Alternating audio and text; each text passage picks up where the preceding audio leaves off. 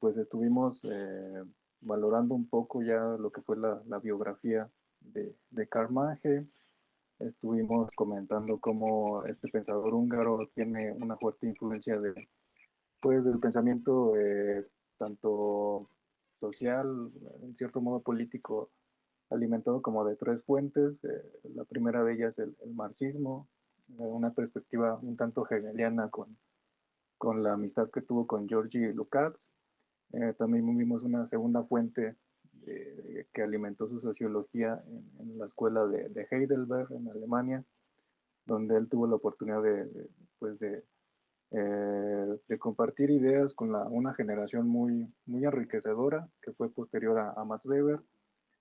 Tuvo discusiones pues muy intensas con Alfred Weber, con George Simmel y con sociólogos que hoy en día se consideran clásicos del pensamiento alemán. Y también una tercera fase, igual con un diálogo muy cercano también con Norbert Elias, que se le considera uno de sus discípulos, y una estancia en Inglaterra, en donde ya desarrollaría cuestiones un poco más, digamos, pragmáticas, prácticas, un pensamiento también un poco ya alejado del pensamiento alemán, que pues en Inglaterra se considera, en ese tiempo le comentaba que era como complejo, y pues el estilo, la academia inglesa le dio otro tono a los análisis y a las problemáticas de Mannheim. Más entradas comentábamos en que desarrolla una sociología de las juventudes, una sociología política de la administración política, y no deja de estar del lado pues esta visión de las crisis intelectuales y políticas sociales que vivió Mannheim en su tiempo, se ven reflejadas en su obra, particularmente los que tienen que ver con una crisis del pensamiento, como lo que vamos a ver en Ideología y Utopía, y pues también el hecho de estar influenciado por los fenómenos de la Segunda Guerra Mundial, las batallas estrictamente políticas, una encarnizada diálogo y discusiones entre qué modelo político convenía seguir, si el liberalismo, si el socialismo, si una solución intermedia. Fueron algunas de las cosas que comentamos en la sesión de introducción de forma muy general. Jerome, no sé qué puedes decir para recapitular un poco de la sesión anterior.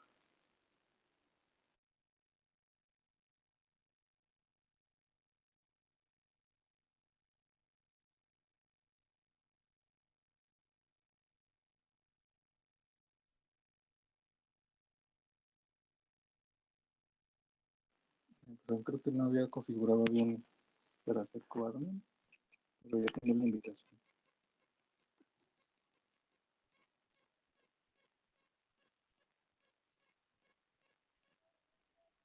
Este, pues buenas tardes a todos, gracias a los que nos siguen en esta segunda sesión, que es la primera para leer la novela, digo, la obra de Mannheim.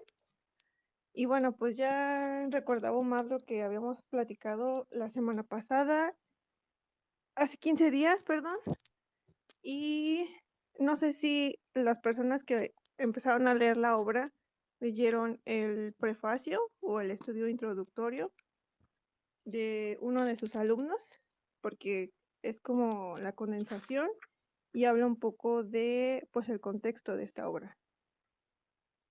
Y bueno, pues yo la verdad quisiera que sí pudiéramos entablar un diálogo con las personas que lo leyeron, porque pues se trata de compartir los puntos de vista. Yo comentaba la vez pasada que veía algunas similitudes con la obra de Pierre Bourdieu y con la perspectiva de Randall Collins sobre la sociología de los intelectuales. Eso es lo que a mí particularmente me interesa. Claro que no es la única lectura que se puede dar de esta obra y de la sociología de Mannheim.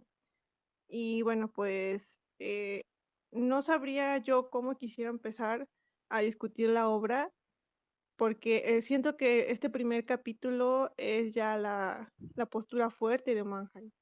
O sea, es como el resumen de todo lo que viene después, pero ya esboza como una perspectiva metodológica y epistemológica fuerte sobre lo que a él le interesa particularmente del momento en el que está escribiendo ideología y utopía.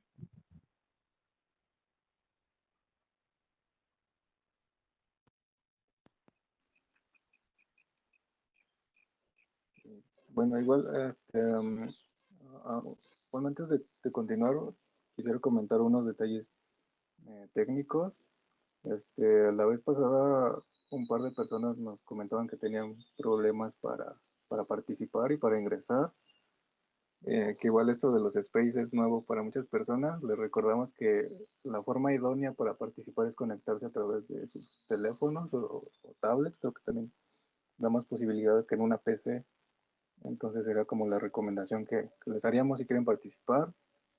Y si no pueden acceder, porque también nos reclamaron un poco la vez pasada, que nos manden un mensaje, particularmente en Twitter, porque ahorita no, sinceramente vamos a estar poco pendientes de nuestra página de Facebook. Si tiene alguien que pueda, que tenga dificultades para acceder al espacio y quiera ingresar por Twitter, y es que, no sé, bueno, esto no hay forma, si no han entrado, pues no hay forma de hacérselo saber, pero este, bueno, la recomendación es esa, que preferentemente a través de celular o de tablet estén conectados al espacio. Y que pues en cualquier momento pueden solicitar la palabra, también es un espacio abierto y que pues como sugerimos es un espacio, tratamos de que sea lo más abierto y a pesar de que nos estamos centrando en la obra de Mage, pues hay muchos fenómenos actuales que se nos pueden venir a la mente como ejemplos. Pues el día de ayer, esto que yo quisiera comentar un poco después, pero por ejemplo el día de ayer se suscitó todo un fenómeno comunicativo que fue como precisamente a través de un space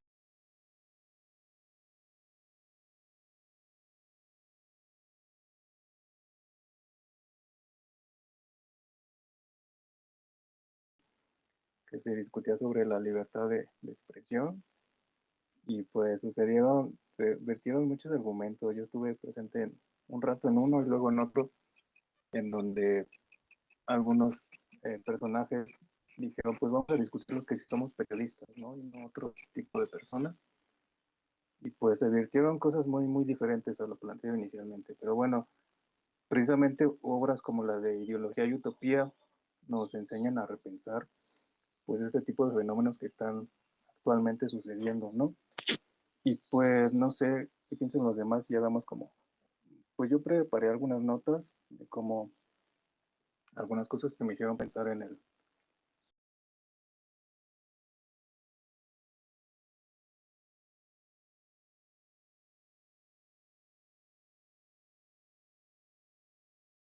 el prefacio, que nos da un panorama de por qué es importante la sociología de Mage y particularmente de por qué se creó una sociología de conocimiento, porque no solamente la sociología se pudo conformar con el análisis político o ideológico, que somos también un poco ahí, y pues el que hace el prefacio, como se con alumnos de Mage, donde entendido habla como de, también involucra parte de perspectivas que se han desarrollado en Estados Unidos, que particularmente, por ejemplo, en filosofía y los orígenes de la sociología en Estados Unidos, pues él sugiere que también ya se estaban identificando problemáticas que Mage pues, también estaba viendo al mismo tiempo, pero que pues difícilmente por el contexto pueden estar como por ejemplo que hay un prejuicio de la escuela sociológica europea hacia lo que se estaba desarrollando en Estados Unidos, pero que es un logro que la obra de Mage ya se empiece a leer pues en otros contextos diferentes a donde se crearon. Aquí, por ejemplo, me llamó la atención cuando nosotros publicamos pues que íbamos a hacer este espacio, hubo un profesor que dio retweet y que pues era de un idioma que ni siquiera entendimos, pero entendimos que era un profesor de Corea y todo su perfil de Twitter publica y comparte cosas de Mannheim, de Karl Mannheim, y es como un estudioso de Mannheim, pero pues no nos entendemos mutuamente, no sé exactamente qué es lo que tuitea, qué es lo que ha publicado este profesor, y expresaba que pues ojalá pudiera entender lo que van a abordar en este espacio, ¿no? Pero las limitaciones del idioma pues lo impiden, ¿no? Pero es interesante ver cómo la obra de Mannheim pues está siendo revalorada en lugares donde pues yo no tenía ni idea, ¿no? Este, bueno, aquí ya no sé si iniciar yo con lo que dice el prefacio, o quisieras empezar tú, pero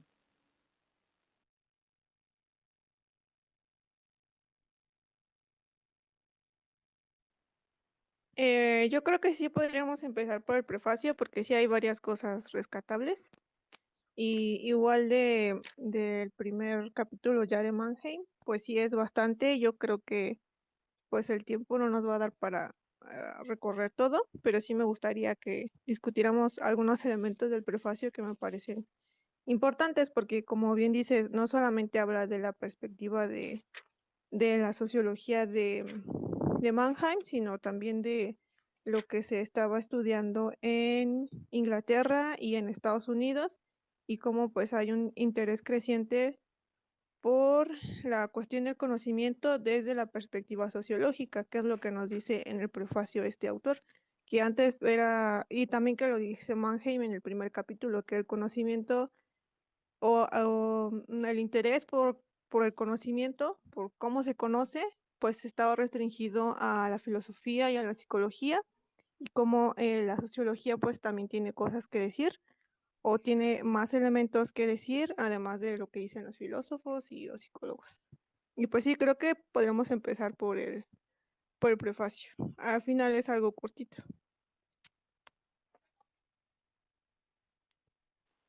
mm, bueno, yo lo que identifico en el prefacio, pues son varias cosas, pero comenzaría yo comentando dos aspectos particulares, que también es algo que comentábamos ya un poco la sesión pasada, que es la visión en general de varios intelectuales de la época de Mannheim, filósofos, incluso pues anteriores, una percepción, digamos, compartida, un tema de interés en común, que tiene que ver como con una crisis del pensamiento, o sea, hay rompimientos, señalaría un poquito más adelante Mannheim, rompimientos teológicos, concepciones del mundo que se ven cuestionadas. Y el pensamiento de esta generación de filósofos, sociólogos, en cierto modo respondió a ver cómo se traducía en la vida cotidiana, en el mundo de lo práctico, pues todo este cambio pues teológico, en cierto modo, y después diagnosticada pues como una crisis del pensamiento, ¿no? ¿En qué sentido? En que pues recordemos que pues se está viviendo en ese tiempo pues como las consecuencias de una Primera Guerra Mundial y pues se habla de una crisis también específicamente civilizatoria y lo que pues en el prefacio nos comentan es que Magen va a identificar que pues este rompimiento de normas que se consideraban universales pues se han ido agotando, ¿no? Tanto por sus conflictos internos como por la evolución pues de la sociedad industrial y hacia otras formas de organización social que pues fueron identificados, si hablamos de la sociología, pues yo creo que por todos los fundadores de la sociología, ¿no? Recuerdo mucho creo que es más o menos la relectura que hace Raymond Aron de, pues, de cómo él percibió la sociología clásica y insiste mucho en que los primeros sociólogos cumplieron una especie de papel como de profetas, ¿no? Como que de elaborar profecías de precisamente de que había una crisis del pensamiento de la sociedad y que pues algunos fundadores se centraron en una crisis del comunitarismo o una crisis del capitalismo o en una crisis pues de las formas políticas, ¿no? O sea, pero en cierto modo se comparte el hecho de que se vive una crisis, ¿no? Yo creo que en cierto modo eh, las ciencias sociales no dejan de responder incluso hoy en día a determinadas crisis. No sé si hoy en día haya suficiente consenso para decir que también vivimos en una crisis de pensamiento, pero pues en el prefacio se nos narra, se nos da diferentes elementos para entender que la sociología en general y la sociología del conocimiento es una respuesta también a ese tipo de crisis, ¿no? Y pues nos va a hablar también de otra segunda cosa que quería comentar, pues cuál ha sido el papel de la ciencia. También los primeros sociólogos eh, fue muy discutido, ¿no? ¿Cuál era el papel de las llamadas ciencias sociales? Que en un primer momento ni siquiera se les llamaba así, ¿no? Se les llamaba ciencias del espíritu o ciencias del comportamiento, de la conducta, todavía no había ni siquiera una definición de hacia dónde iban a apuntar las ciencias sociales, ¿no? O de qué trataban, y sobre todo qué método y qué estatuto, digamos, ante otras formas de conocimiento iba a tener. Y pues esto también define gran parte pues, del contexto. Y lo que nos señala en el prefacio es que la gran hazaña de Mannheim es como ya empezar a elaborar una metodología, un método para analizar, dice aquí, la relación específica entre grupos de intereses reales en la sociedad y las formas de pensamiento que dichos intereses adoptan, ¿no? Entendiendo, por ejemplo, que los intereses de clase, los intereses políticos, pues no solamente se, se vierten en esas esferas, sino que pues estos grupos tienen que recurrir a formas, podemos decir hoy, pues de forma llana ideológicas, pero pues también algo más profundo, ¿no? Que es como la cosmogonía, la visión de mundo profunda que estos sectores sociales tienen, pues es lo que se requiere analizar, ¿no? Y bueno, como les comentaba, no quiero perder como la actualidad de esta problemática porque en lo que analizamos actualmente de opinión pública, pues está muy presente eso, ¿no? Se discute mucho de si hay problemáticas en los países y qué tanto los medios de comunicación están definiendo esas problemáticas y hacia qué conveniencia los están llevando o a qué puntos no los están llevando, qué sectores están invisibilizando, etcétera. Y en cierto modo no solamente responde a algo ideológico plano, ¿no? Sino que pues hay formas de concebir el mundo muy profundas, ¿no? No sé qué quieran comentar aquí.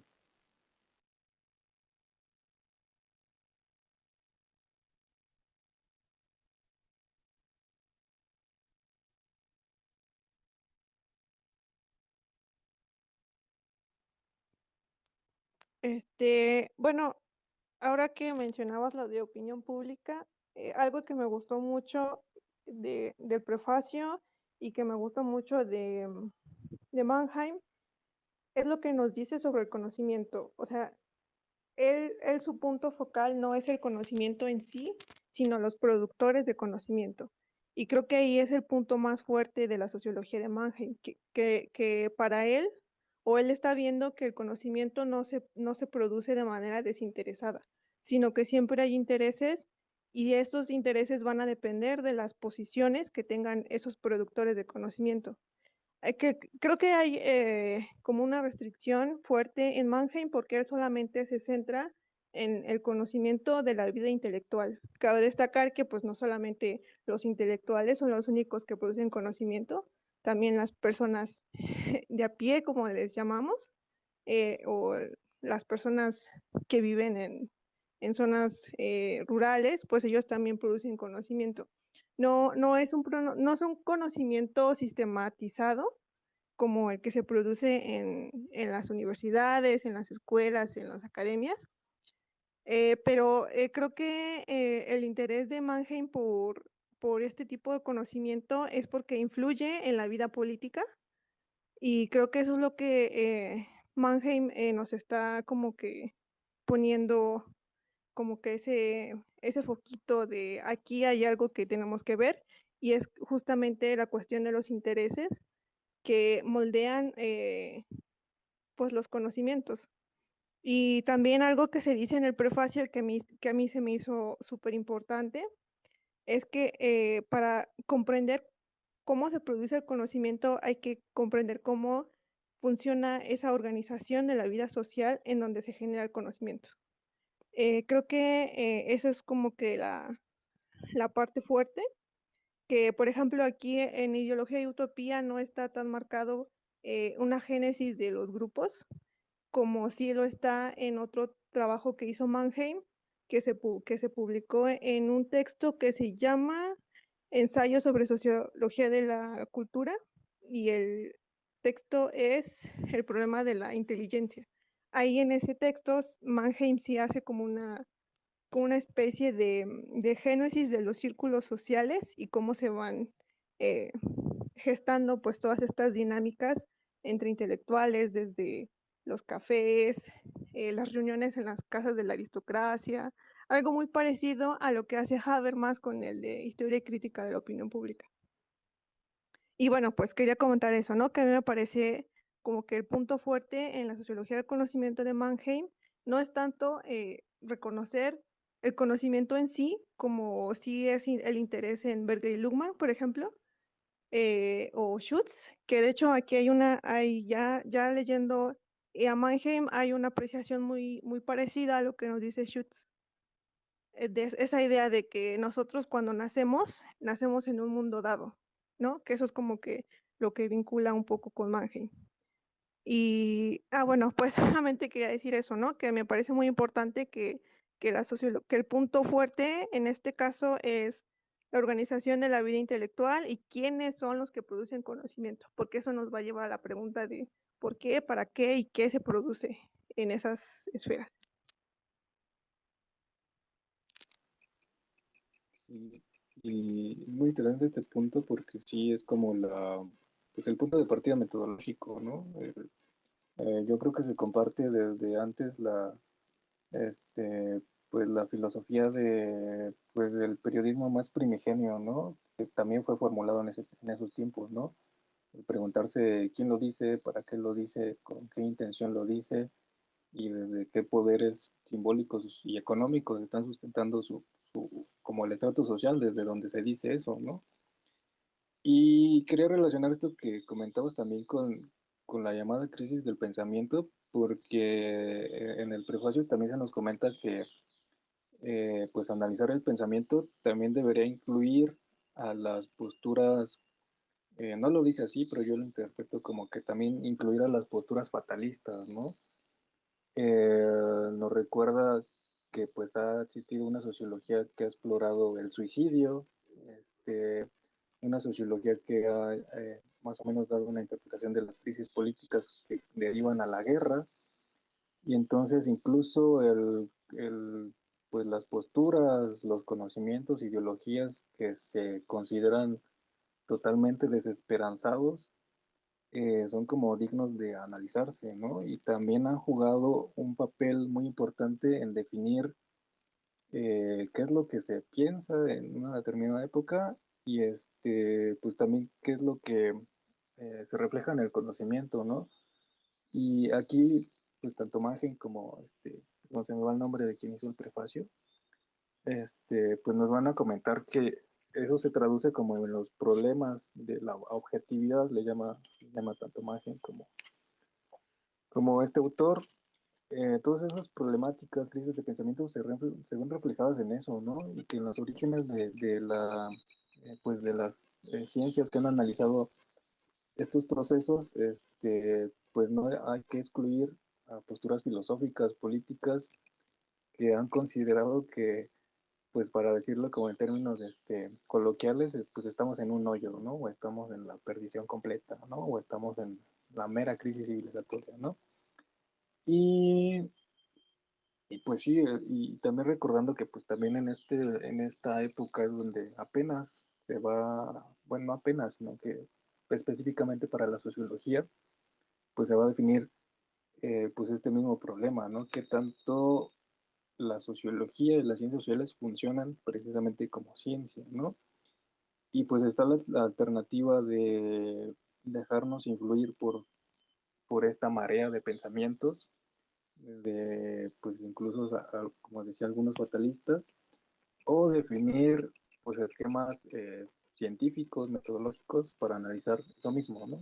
Sería como una postura pues que va hacia, pues sí, definir un progreso dentro de la misma sociología y pues también algo que ya señala Magin también, es como la problemática para que se aceptara pues estos criterios de análisis social, porque había mucha resistencia pues ideológica, ¿no? Y ahí nos lleva a sugerir que pues yo creo que todavía hoy hay muchas resistencias a analizar el mundo de forma sociológica y lo llaman aquí que hay terrenos peligrosos, ¿no? Hay pensamientos peligrosos, no para la sociología, sino para sectores específicos que parece que no quieren pensar estos problemas en clave sociológica o lo que aporta las ciencias sociales, ¿no?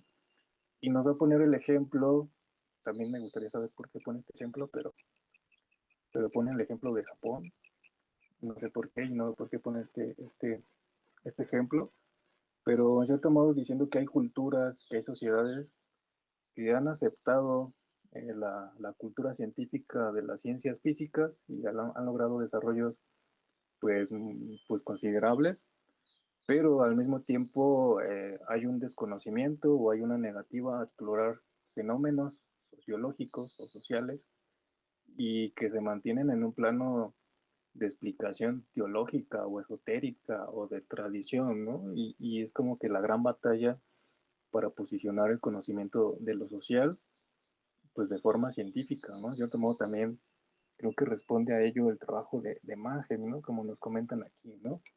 Y pues, bueno, igual mezclando un poco, pues esto también está muy influido en la obra de Norbert Elias. Nos pedían más o menos analizar puntos particulares donde se relacionaba. Norbert Elias también nos va a comentar que una anécdota en que pues el colonialismo pues, inglés que tuvo presencia en Inglaterra, pues nunca logró en realidad cambiar sustancialmente las perspectivas religiosas y culturales de ciertas poblaciones de África, y nos comenta como por qué, ¿no?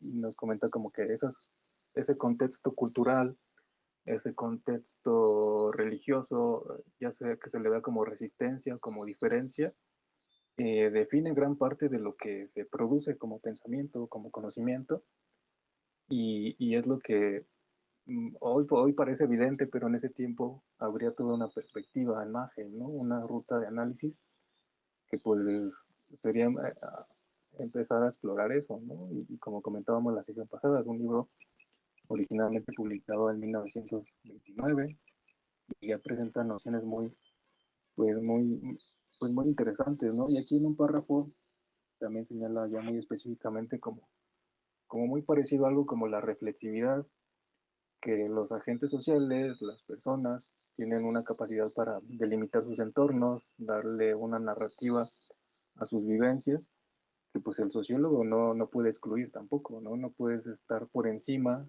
e interpretar estos así, ¿no? Sin considerar lo que piensan los actores involucrados, ¿no? También hay una referencia ya a esta propuesta que hoy en día más o menos se conoce como reflexividad metodológica o sociológica. No sé qué más comentarios harían Harumi o los demás, quien quiera participar.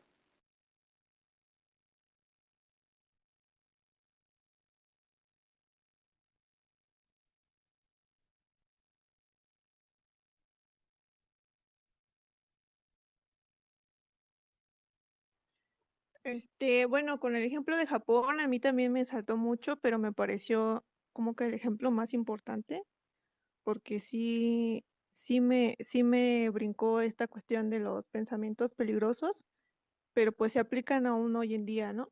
Y recuerdo, me hace pensar mucho en lo que dice Bourdieu sobre cómo el propio campo científico, al delimitar ciertos objetos de estudio específicos, pues también implica una autocensura por parte de la gente, de la gente que estudia, bueno, sí, del individuo, del sujeto que tiene intereses por la investigación, pero al momento de que es miembro de una institución, pues tiene que dejar de lado ciertas cosas. Y ejemplo de Japón me pareció muy interesante porque, como dices, ellos adaptaron todo el avance científico, pero parece que ese avance científico lo hicieron desde un ámbito como que de objetividad. O sea, solo retomo esto que me sirve para el avance tecnológico científico de mi sociedad, pero todo lo que tenga que ver con cuestionamiento de las normas sociales, de la moral social japonesa, pues no, eso no me sirve porque ya choca con mis intereses políticos o ya choca con la forma de vida política que en ese momento se estaba dando en Japón. Y bueno, ellos ponen el ejemplo de Japón, pero pues sí sería como interesante ver otros espacios sociales de sociedades no occidentales. Y bueno, pues si alguien quiere comentar, pues sí sería muy bonito que alguien comentara algo. Creo que el prefacio sí es un poquito, o sea, creo que no intenta condensar todo lo que dice Mannheim, más bien como que completar un poco, pues con lo cuestión de la investigación, esto que decía Omar de la reflexividad, que también es un poco como la vigilancia epistemológica burdisiana. Y esta cuestión de la reflexividad que también me pareció como muy importante por el momento en el que se está escribiendo y que ya después otros sociólogos, principalmente Bourdieu, porque es, disculpen ustedes mi crush con Bourdieu, pero bueno, que me parecieron semejantes, ¿no? Esta cuestión de que el sujeto que conoce, pues siempre tiene intereses o tiene ya unas condiciones culturales, sociales, políticas que van a delimitar el alcance de su propio conocimiento.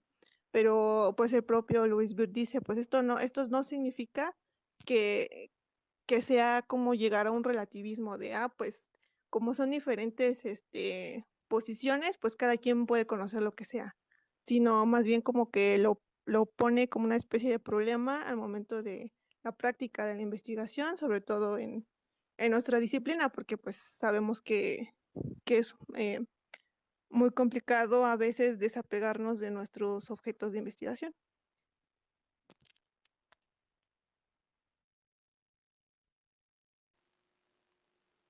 Sí, quería comentar algo que no sé si también disculpen mi ignorancia de, de cómo utilizar esto de los espacios de Twitter, pero es que se me hace un poco raro que aparecen muy pocos participantes como con la posibilidad de, bueno, de oyentes.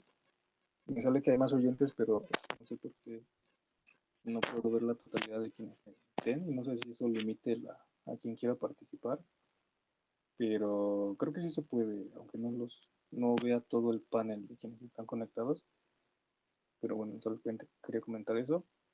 Y, y bueno, también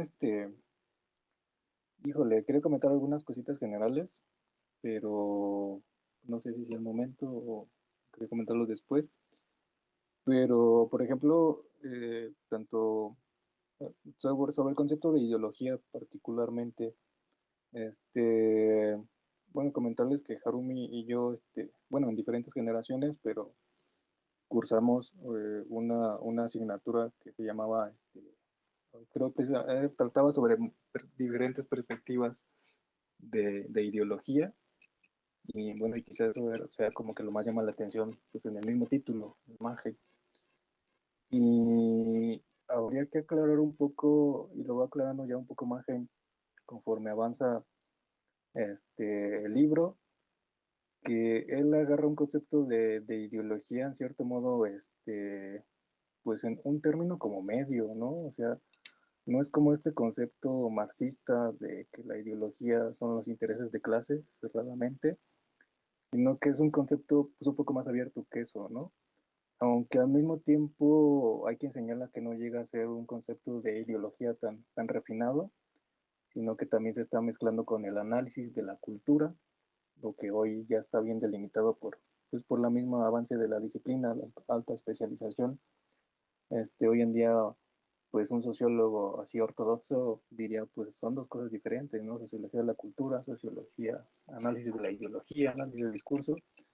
Pero recordemos que en la época que escribía Mannheim podemos entender que es un concepto de ideología que está un poco mezclado, ¿no? O con el interés de analizar cosas tanto culturales como políticas, como de conocimiento mismo, ¿no? Recordando que es la propuesta dura, que el mismo conocimiento tiene ahí un trasfondo ideológico, pero pues no en un concepto cerrado de ideología, ¿no?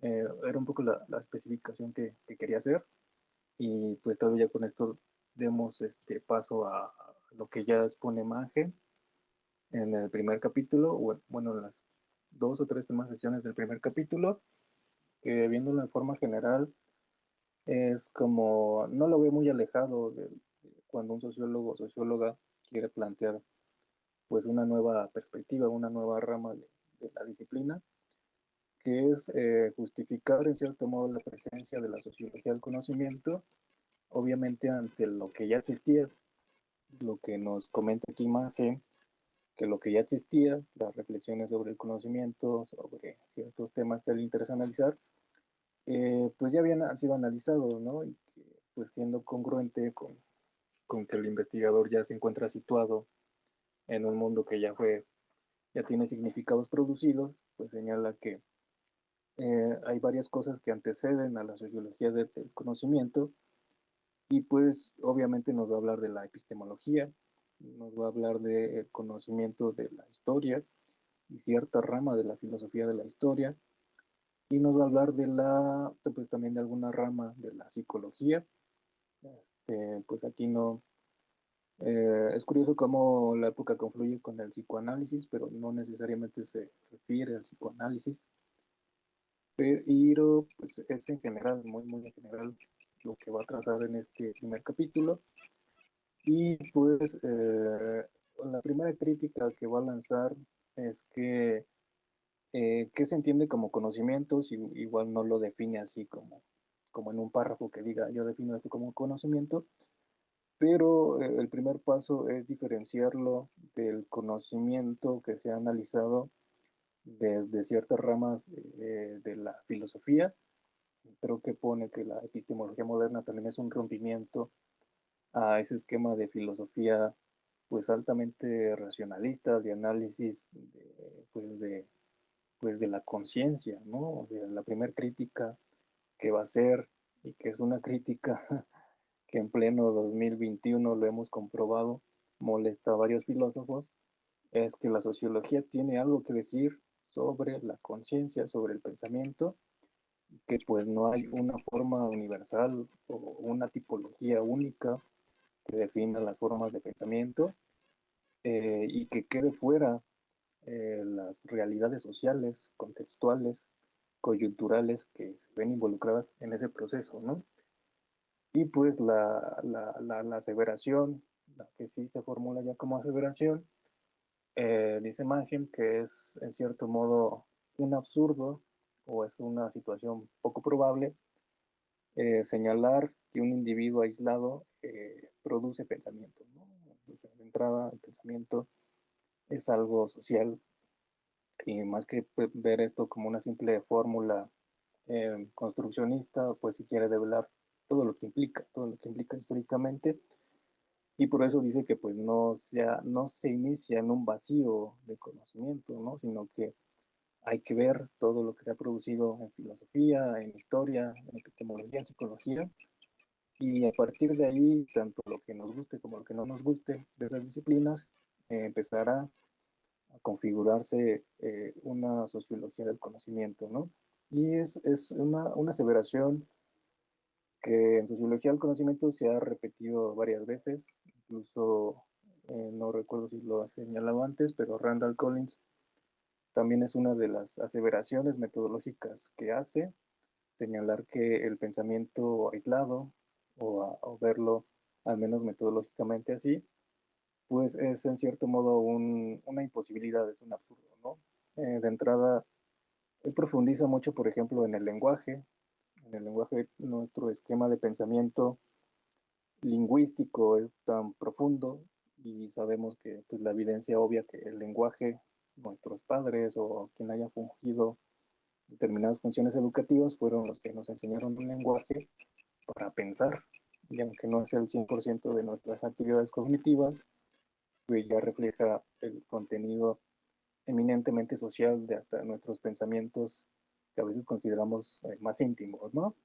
Y aquí, pues igual para dar una referencia actual, no sé si ustedes lo conozcan, tengan referencia de él, hace año y medio, el profesor Héctor Vera, catedrático de la UNAM, pues dio un curso informal a través de redes sociales de la sociología cognitiva. Y pues igual recuerdo que la primera lectura o la segunda fue precisamente Karl Mannheim. y rescataba mucho que la gran pregunta central en Mannheim pues es descifrar eso, ¿no? ¿Cómo se pasa de la concepción de que se pensara al individuo pensador, aislado, y bueno, y aparte yo le agregaría, sabiendo que hoy está la perspectiva de género, porque se pensó en un hombre, ¿no? También por la época, también Mannheim escribe, porque los hombres piensan como piensan, aunque hoy en día tendría que ser retraducida porque los seres humanos piensan como piensan. Y es una pregunta que también nos lleva a considerar, pues de forma muy primigenia, pero no esencialista, el contenido de lo que debería ser la sociología del conocimiento, ¿no? Y entonces, volviendo un poco al punto, dice, la sociología del conocimiento no va a plantear algo similar a lo que ya ha desarrollado la filosofía, sino que tiene que trascender ese, pues ese plano, creo que lo llega a señalar muy claramente, cartesiano, ¿no? Ese tipo de pensamiento explica, da orientaciones, pero no explora todo lo social, ¿no? Lo social, en cierto modo, sí es una perspectiva nueva. No sé si quiero comentar algo, los demás.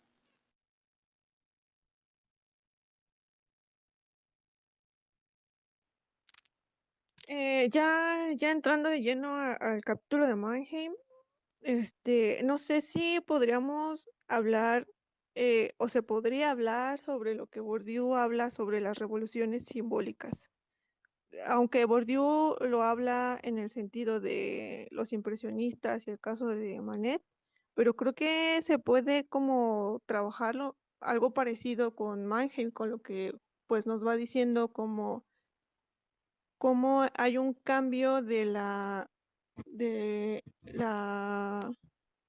sociedades antiguas a las sociedades modernas, cómo se va haciendo el cambio y cómo los individuos van cambiando también sus formas de conocimiento y van haciendo más abiertas, porque pues ¿qué nos dice él? Que toda esta sociedad de castas pues va abriéndose y es lo que va a problematizar un poco con las formas de pensamiento, porque ya no va a haber como una idea, se diría, como de dominación hegemónica y cómo se van generando nuevos pensamientos y cómo eso va chocando y es lo que provoca pues todos estos debates intelectuales.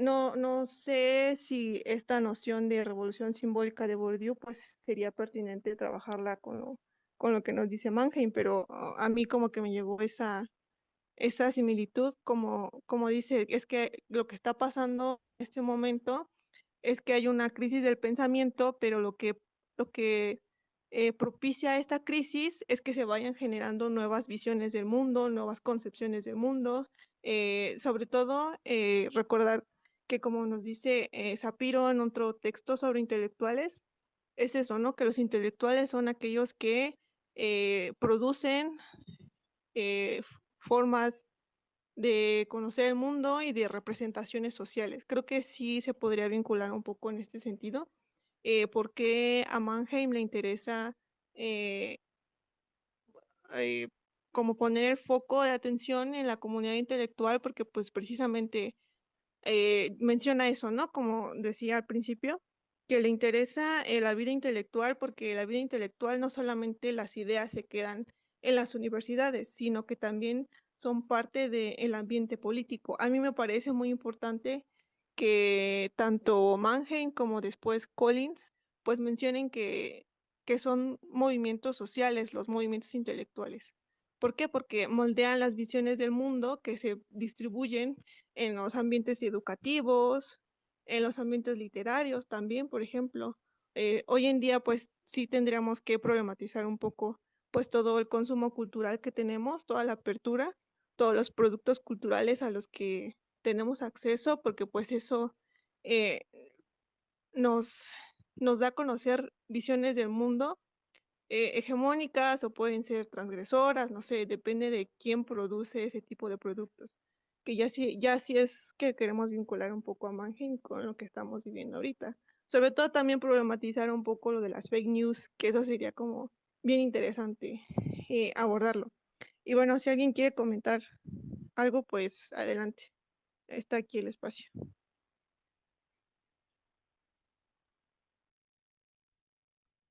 Hola, no sé si me escucho.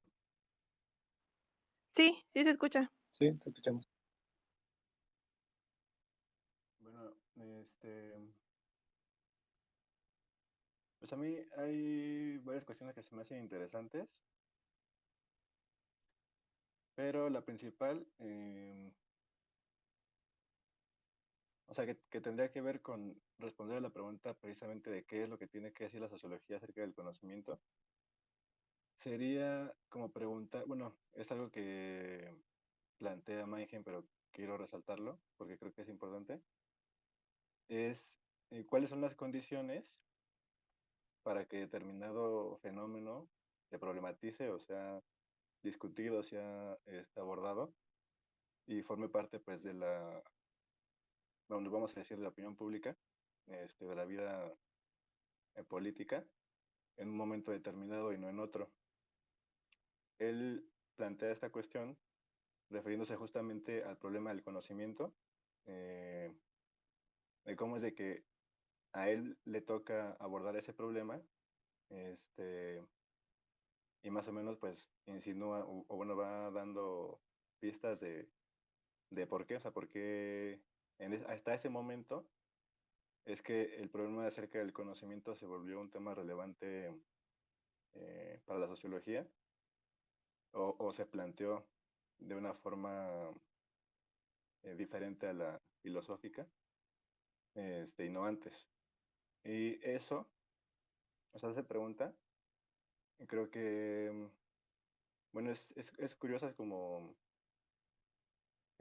o sea, es una pregunta que se plantea desde la sociología del conocimiento para explicar la sociología del conocimiento, pero también se puede utilizar para explicar o intentar explicar cualquier otro problema. Por ejemplo, bueno, yo estoy enfocado como en los temas de la naturaleza, entonces mi pregunta más o menos es como, eh, pues como en determinadas épocas la naturaleza es observada de una forma particular y las discusiones acerca de la naturaleza son abordadas de una forma particular, que tienen que ver justamente con una construcción del conocimiento acerca de la naturaleza. O sea, no siempre se conoce la naturaleza del mismo modo, ni hay una relación con la naturaleza de la misma forma, porque el conocimiento acerca de la naturaleza es distinto en cada época y en cada grupo. Y esto es lo mismo, por ejemplo, en el caso del feminismo actualmente, en el caso del racismo, del clasismo, eh, pues los problemas de desigualdad económica, este, que se pueden abordar pues desde distintos este, ángulos, bueno, observar desde distintos ángulos, pero desde la sociología del conocimiento creo que sería esta pregunta, como cuáles son las condiciones sociales, evidentemente, para que en un momento determinado formen parte de la discusión este, y no en otro. Y bueno, ya de ahí sería justamente ese conflicto que hay entre distintos grupos, pues también, o sea, cómo se genera, cómo cada grupo construye diferentes formas de pensar y de relacionarse con el mundo. Esto pues obviamente de una forma general puede ser abrumador, pero si lo intentamos como que aterrizar en algo específico, empieza ya a tener más sentido tanto la metodología, la sociología del conocimiento, como pues el mismo problema. Y bueno, por el momento nada más es eso.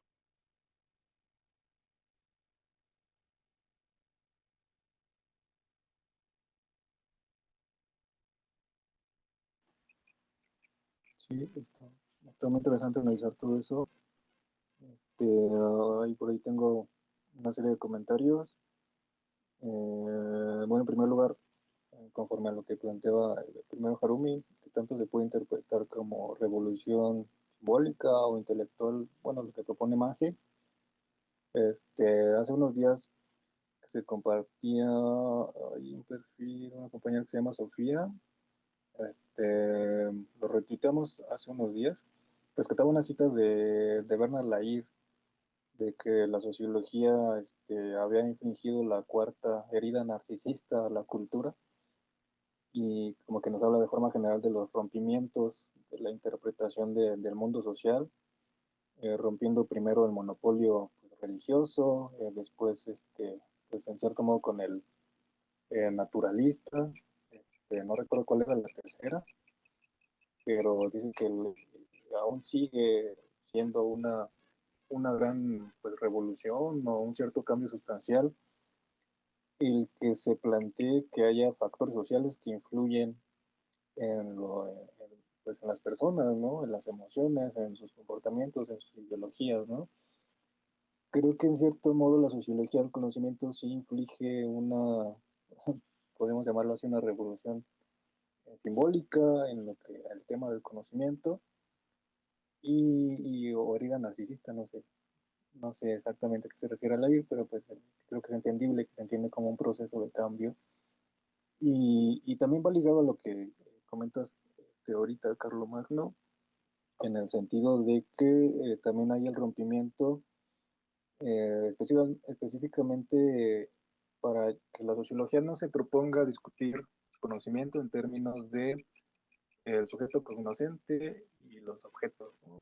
en súper abstracto, ¿no? Sino que partan de la vida cotidiana, de la vida social, los problemas de medio ambiente, de feminismo, creo que en cierto modo si lo vemos igual de forma muy general, sí han planteado cuestionamientos muy serios que tradicionalmente se ha entendido como conocimiento y sobre todo de quienes intentan pues determinado tipo de conocimiento, ¿no?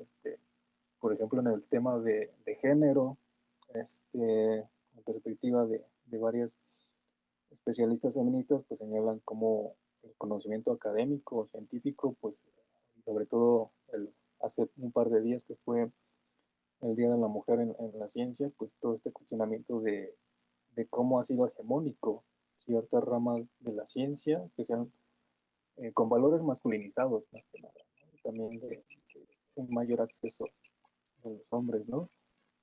Y en cuestión de medio ambiente, pues también es muy interesante la perspectiva de un académico que también trabaja acá en México, en la UNAM, que es Enrique Lev, que también nos habla de un rompimiento necesario, ¿no? Construir una nueva racionalidad ambiental, que sería pues como un rompimiento completo, ¿no? Con la racionalidad económica, ¿no? Yo creo que cada campo, cada subcampo de especialidades, pues como le mencionamos como principio metodológico, pues tienen ya sus interpretaciones del mundo, ¿no? Ya tienen sus ideologías compuestas, pero lo que ocurre en términos de cambios de cómo se concibe ese mundo, pues sí tendría que analizarse en cada caso, ¿no? Es como la perspectiva, ¿no? Pero en cierto modo sí hay por ejemplo, a mí me llama la atención en esto que señalaba, ¿no? Porque en la época de Manje se empieza a consolidar esta perspectiva. Me llama mucho la atención, igual es lo que vas poniendo un poco en el primer capítulo, la referencia, pues medio indirecta, medio directa a la filosofía de Nietzsche, que, bueno, quienes hemos leído a Nietzsche, como que la verdad sí apantalla bastante por su estilo de escritura y todo eso, pero pues, también nos va sugiriendo que, como que Mannheim dice, está muy chido el análisis de Nietzsche de la crisis en la cultura, pero habría que particularizarlo, ¿no? En asuntos particulares, ¿no? O sea, no puedes irte al plano totalizador de que todo se está yendo al carajo, sino que ha habido evoluciones en áreas pues muy particulares que pues lo pone aquí como que se necesita una investigación, sí, psicogenética, sociogenética de esas realidades particulares, pero pues sin caer como en la trampa de los esencialismos, ¿no? Sino que se analiza a través del sentido que le dan los grupos sociales involucrados, ¿no? Y bueno, no sé, creo que comentar, Carmen, alguien más.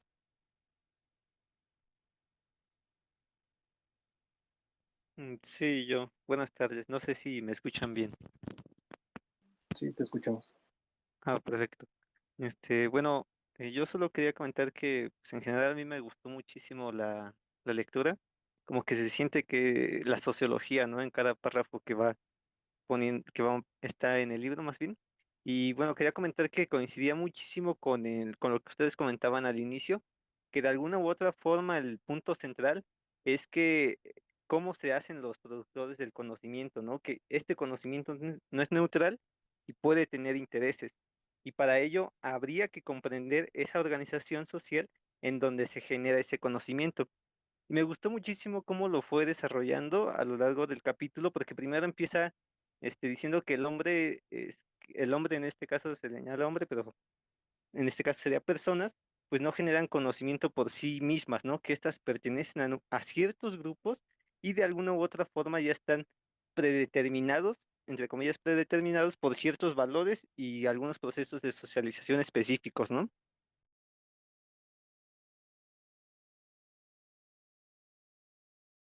Pero que de alguna u otra forma estos pueden tener monopolios o no, y estos pueden entrar en crisis, estos valores o proceso de socialización puede entrar en crisis cuando el proceso de castas va desapareciendo, ¿no?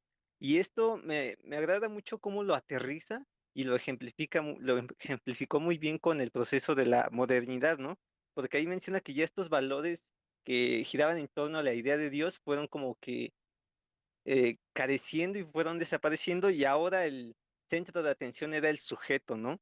Eso se me hizo muy interesante y al mismo tiempo se me hizo muy interesante cómo criticaba esa propia idea y defendiendo a sí mismo a la sociología, ¿no? Y de aquí voy a rescatar un parrafito que tiene en la página 25, en donde menciona que de este proceso de separación, en donde ya no es el centro de atención Dios, sino ahora el sujeto, también hubo estos intelectuales que estuviesen a cargo de tener el monopolio de crear la narrativa de la sociedad, pues cometieron errores, ¿no? Y lo señala así, dice, los métodos para estudiar los fenómenos culturales de que tratamos más arriba, el epistemológico y el psicológico, poseen algo en común, el intento de explicar sentidos estudiando su génesis en el sujeto. Lo importante en este caso no es tanto qué piensan en el individuo concreto o en una mente generalizada en cuanto tal, sino que en ambos métodos la mente individual se concebía como separada del grupo. Por esta razón, introdujeron sin saberlo en los problemas fundamentales de la epistemología y de la psicología, hipótesis erróneas que en el método sociológico ha tenido que corregir. A eso a mí, la verdad, me gustó muchísimo porque de alguna u otra forma no lo analizó a fondo, pero sí nos describió poquito la organización que se manejó después más bien al inicio de la modernidad y cómo la criticó al mismo tiempo y rescató y defendió la sociología. Eso me agradó muchísimo. Y en cuestión a aterrizarlo ya en estos momentos, no sé, a mí a la mente se me vinieron dos procesos. Eh, Importantes, porque en un momento cuando al inicio señala esto de que estos valores o el monopolio de la narrativa puede entrar en crisis, es cuando ocurre un proceso de democratización en donde las clases bajas comienzan o tienen la oportunidad de estar o de tener ese monopolio de narrativa, ¿no? Y me recordó sin duda alguna el proceso de elección en 2018, que ya ahí podemos entrar en debate si sí o no aplicó, ¿no? Que las clases bajas pudieron tener la narrativa. Y otro proceso actual de cómo se está construyendo el conocimiento o defendiendo el conocimiento en torno a la reforma eléctrica, ¿no? Por un lado tenemos a quienes no quieren aprobar la reforma eléctrica y por otro lado a quienes sí quieren aprobar la reforma eléctrica, pero igual la crítica, ¿no? Que han mencionado en estos momentos, que estos espacios o este poder, no sé cómo decirlo, se le da a ciertos grupos. Por ejemplo, en este debate de que sí o no se apruebe la reforma eléctrica, no se le da espacio a los pueblos en zonas marginales rurales, que son quienes verdaderamente son afectados por el extractivismo, etcétera. Y bueno, estos dos procesos fueron con los que se me ocurrieron aterrizar o relacionar esta lectura de Mannheim. Y pues bueno, yo la dejaría hasta aquí y gracias. Bueno, no sé si puedo comentar algo. Sí, adelante. Bueno, o sea, porque justamente lo que quiero comentar es rescatando algo de lo que acaba de decir Armando, que también, bueno, fue otra de las cosas que yo, em, pues noté de la lectura que me parecieron interesantes es de que justamente los individuos no pensamos bueno, valga la redundancia, individualmente. Y esto me parece muy rescatable porque, bueno, en lo personal yo estoy más como adscrito, orientado, no sé, a la teoría de sistemas. La teoría de sistemas, en particular Luhmann, es bastante criticado e incluso despreciado, porque dicen que él desprecia al individuo, que no habla de individuo y que pues, el individuo no lo considera como otras corrientes teóricas. Y en parte es cierto, pero pues hay una justificación metodológica y teórica eh, que ya desde Weber, desde Durkheim, se podría advertir, y es que precisamente para la sociología, bueno, sí, desde la sociología no podemos pensar o no podemos darle demasiada relevancia al individuo en la construcción ni del conocimiento, ni como protagonista de los fenómenos, porque, o sea, para más o menos esquematizarlo, cualquier suceso o cualquier fenómeno que ocurra o que se esté discutiendo, cualquier problema que se esté discutiendo, si ya está en discusión, o sea, si la sociedad, entendiendo la sociedad como bueno, en este caso como un sistema, como no sé, un organismo, eh, pues más allá de un conjunto de individuos, pues no importa, o sea, si somos nosotros, o sea, Harumi, Miguel, Armando, yo, o sea, si ya está en discusión, nosotros vamos a morir, va a seguir en discusión, y seguramente si no estuviéramos nosotros, sí va a estar en discusión. Porque precisamente es algo que se construye en grupo, eh, y que para que eso exista o llegue a suceder, pues tiene que como que relacionarse una serie de fenómenos que ocurren desde el plano económico, incluso pues la vida científica, política, y esto, bueno, o sea, todo este rollo lo comento para como más o menos regresar a las primeras páginas del capítulo 1, donde precisamente Mannheim lo que hace es intentar explicar cómo es que pues se empezó, según él lo entendió, a dar eh, a hacer notar o hacer evidente que había diferentes formas de abordar un mismo problema o un mismo fenómeno, aún en un mismo, vamos a decir, espacio determinado, como puede ser un país, eh, en donde pues si está dividido por clases sociales, cada clase tiene una forma particular de acercarse a un problema. Entonces, eh, al él explicar cómo hay una movilidad, hay una democratización, este, una atención que se empieza a dar a las voces que antes pues no eran escuchadas, es como se genera una discusión, pues podrá pensarse más rica, pero también pues más conflictiva, y que genera esta sensación de incertidumbre y de decir, bueno, entonces, pues, ¿qué, o sea, qué es la verdad? O sea, si, o sea, al final de cuentas cada grupo construye su idea acerca de algo, pues, o sea, ¿qué es lo verdadero? ¿Cómo vamos a orientarnos en la vida social, en la vida política? Y pues, ¿cómo vamos a lograr un consenso? Eh, Pienso que ese es como que el problema que más le preocupaba a Mannheim, y más o menos creo que eso es lo que quiso comentar Harumi hace un rato.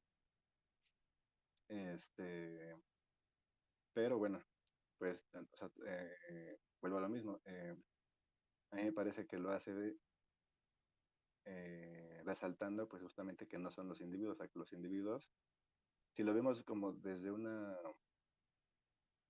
si intentamos como que hacer individualizado, o pensar que los individuos son lo importante, lo relevante, pues ya se pierde todo el, pues, el trabajo.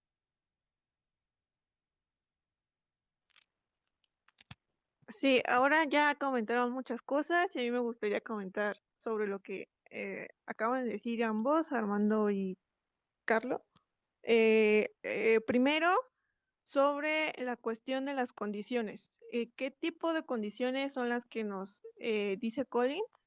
Las condiciones sociohistóricas, que ahí pueden entrar las condiciones políticas, económicas, sociales específicas, en donde se produce conocimiento, pero dentro de estas condiciones históricas hay condiciones grupales y hay situaciones sociales, que eso me parece lo que es como metodológicamente lo más importante, porque es algo que después nos dicen otros sociólogos, que aquí yo pues como tengo más presente a Bourdieu y a Collins, pues precisamente es esto, la cuestión de las situaciones.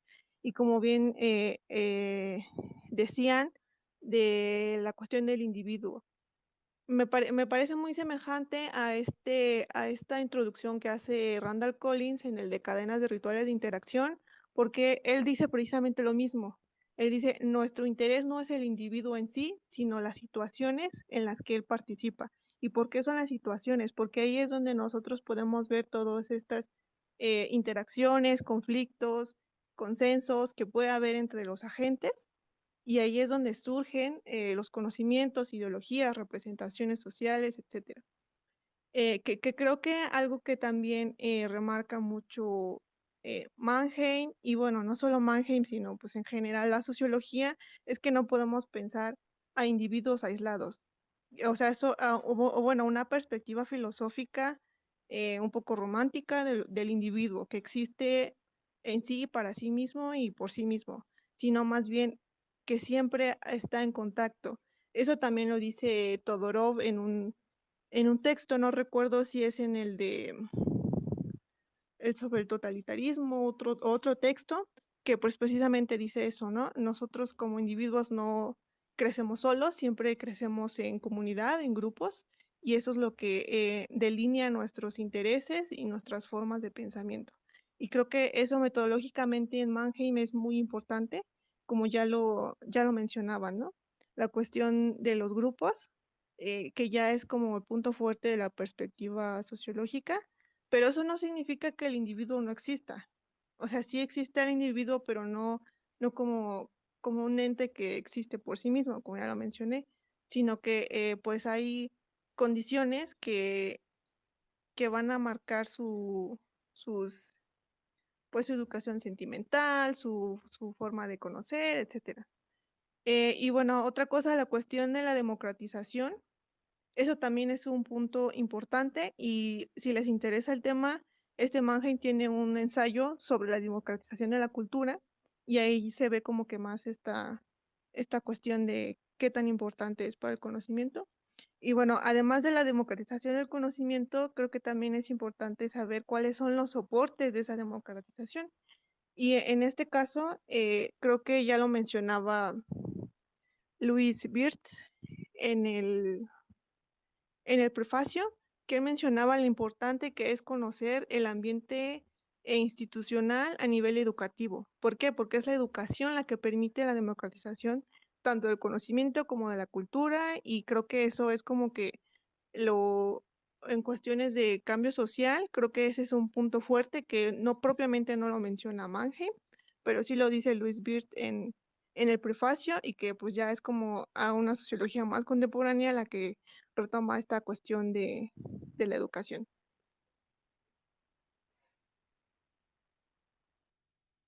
Mm, Bueno, respecto a lo que comenta Harumi, a mí sí me parece muy importante esto, ¿no? Porque esta noción o cuestión o intriga que tenemos en sociología respecto al individuo, ¿no?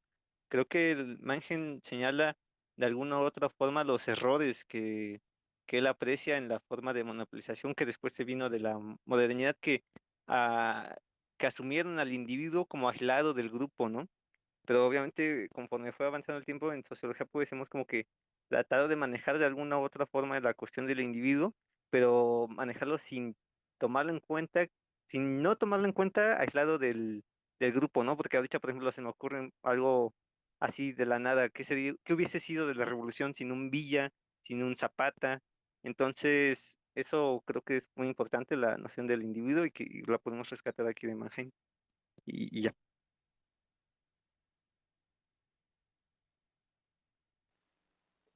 Yo quería comentar algo sobre lo que comentaba precisamente Armando sobre los procesos de modernización, aunque, bueno, no sé si me dé a entender, si estoy formulando bien mi argumento como lo pensé ahorita, pero bueno, de entrada yéndonos, eh, quizás como que doy un salto muy drástico, pero tal vez viendo también el estilo de escritura de imagen, creo que también refleja y es congruente en cierto modo con su análisis, que todos los procesos de cambio que él señala los está señalando a partir de como mencionabas, ¿no? De los procesos de modernización. Y me llama la atención que, bueno, es lo que me está costando un poco argumentar, pero en el sentido de que tanto Magen y Norbert Elias identificó como ese estilo de escritura muy, pues muy sano, en cierto modo, porque igual sin señalar nombres, muchos sociólogos han forjado su postura sobre sociología del conocimiento, como que echando pleito, ¿no? A la filosofía u otras perspectivas. Y yo creo que Mage y Norbert Elías reconocen que están estas perspectivas, la que señalábamos, la epistemológica, la histórica, la psicológica, pero no desarrolla o no argumenta en base a una aversión a tales formas de conocimiento que también manejan algo del tema, ¿no? Sino que habla de los procesos sociales que más o menos se ha conocido como concretos, ¿no? Los procesos de modernización, como señalaba Armando, ¿no? Y me parece relacionar estas dos cosas está muy interesante porque,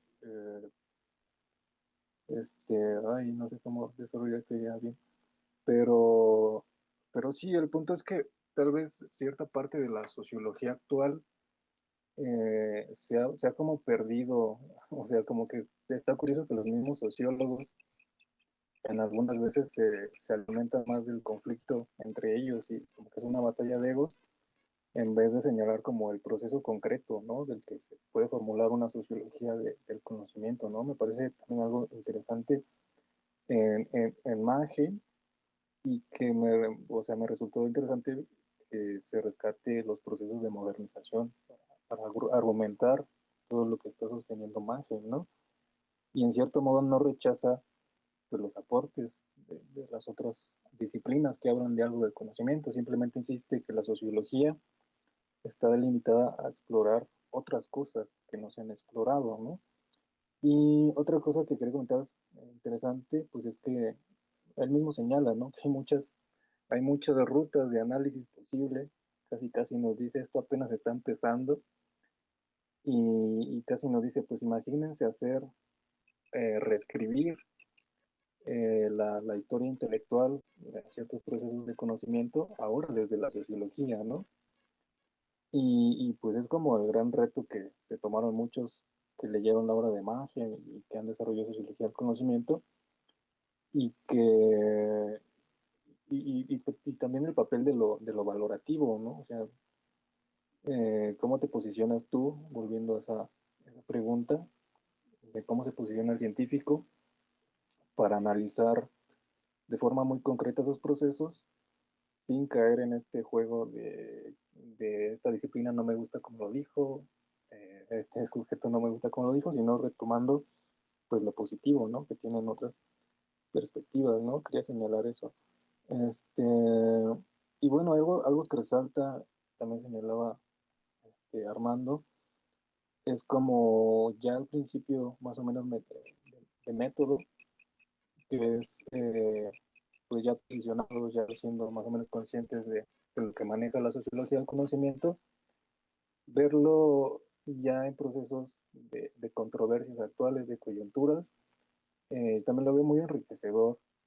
Este, señalabas tú la reforma eléctrica o energética, que Pues la sociología del conocimiento de entrada ya te hace ver que hay varias capas, ¿no? De la discusión, ¿no?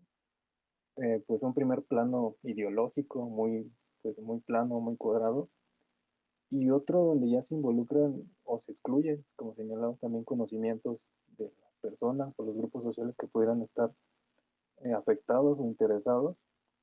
Pues casi eso no se moviliza mediáticamente, ¿no? Se queda como en un plano muy de confrontación como en otras esferas, ¿no?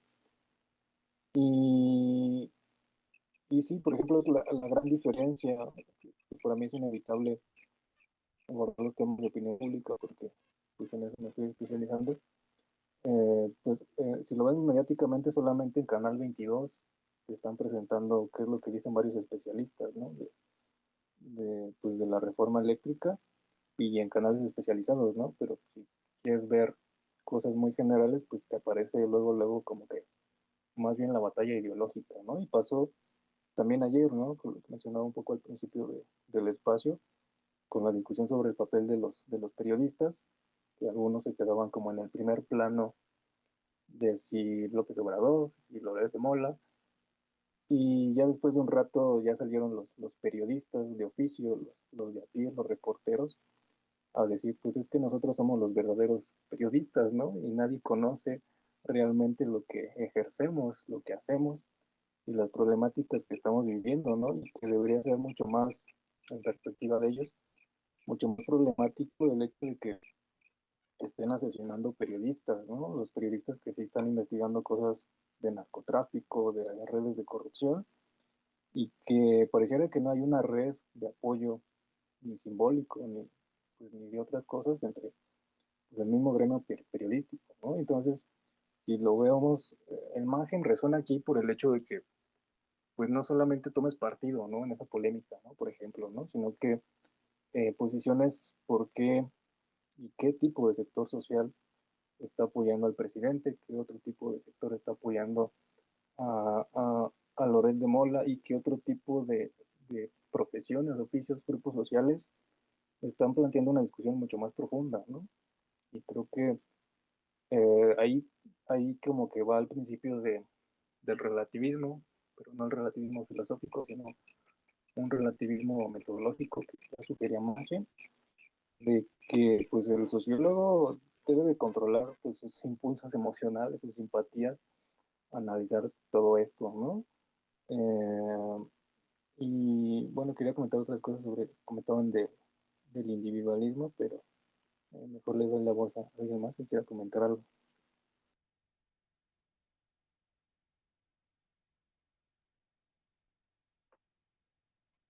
Bueno, nada más así como de rápido, creo que justamente esa aplicación de la metodología a un problema como este, como la reforma eléctrica o no sé qué, la libertad de expresión, tal vez después lo podemos entender mejor ya entrando como al tema de ideología, eh, porque a mí me parece que justamente es eso, o sea, son... y de hecho, incluso pienso que el mismo presidente lo maneja así, o sea, yo pienso que sí pone en confrontación dos ideologías, o sea, como que él, este, mm, pues sí, o sea, sí tiene ciertas intenciones de dividir la discusión. No digo el país, o sea, no soy derechairo, este, pero sí él sabe que hay pues dos ideologías que están en confrontación, que tienen que ver con clases sociales, y se vale de eso para pues poner ciertos temas en discusión en su agenda eh, diaria. Pero quizá eso lo podamos comprender después, pues ya avanzándole más en el libro. Porque ahorita, bueno, pues más que nada como que Mannheim se centra en intentar explicar cómo es que pues se puso como en jaque lo que se consideraba verdad anteriormente y como paulatinamente pues la misma sociedad ha buscado recuperar el sentido o que pues la vida, sí, la vida individual y la vida colectiva tengan un sentido. Y creo que ese también es un tema fundamentalísimo, bueno, o sea, muy importante de discutir porque pues es algo que ocurre, o sea, que verdaderamente, eh, ya que estaban hablando de crisis al principio, pues hay una crisis de sentido, o sea, por eso mucha gente se ascribe igual, a ciertas ideologías, este, pues sí, buscando un sentido.